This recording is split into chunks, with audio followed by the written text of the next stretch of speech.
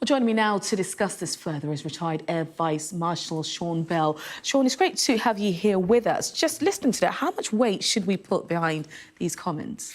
General Milley's, all he's doing is reflecting what most military analysts believe, which is very difficult to see either side winning in this summer campaign. It's interesting, today's 1st of April, start of spring. We were expecting the Ukraine spring offensive to start. In reality, almost certainly, they've just had the Challenger 2 tanks arrive, the Leopard 2 tanks from the west. They're now available in Ukraine, but the terrain around is still extremely boggy, and these 65-ton tanks would much prefer to be, they're going to be much more effective at punching holes once they're actually on firmer terrain, and that probably won't happen until sort of May time. So although it's unlikely that Ukraine will win in this summer period, the West will be hoping for significant advances just to demonstrate that Ukraine is capable of pushing the Russian forces back. And what about the Russian side?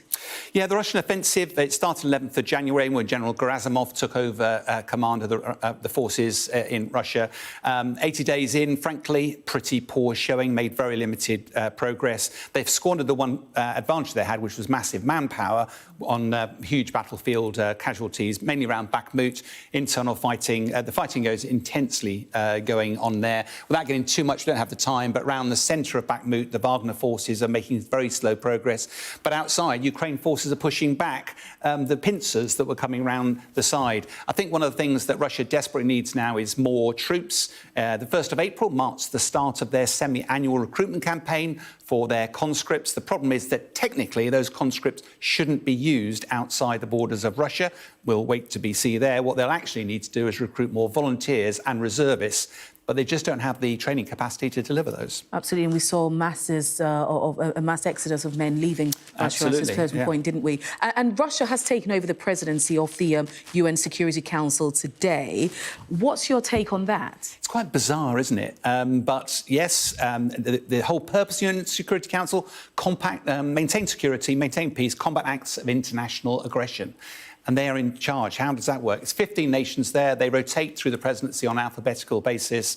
But yesterday, and part of this is the nervousness about how Russia's going to exploit this platform. Yesterday, Russia put out a brand new foreign policy. It was about corralling an alignment of an alternative bloc to NATO. In other words, an axis of evil, possibly working with Iran, North Korea and China. The trouble is, China's made very clear it wants to sit on the fence. It doesn't want to be party to this. But all the time, what we can expect to see is Lavrov trying to exploit Russia's presidency for their own agenda. Expect some headlines in the next month.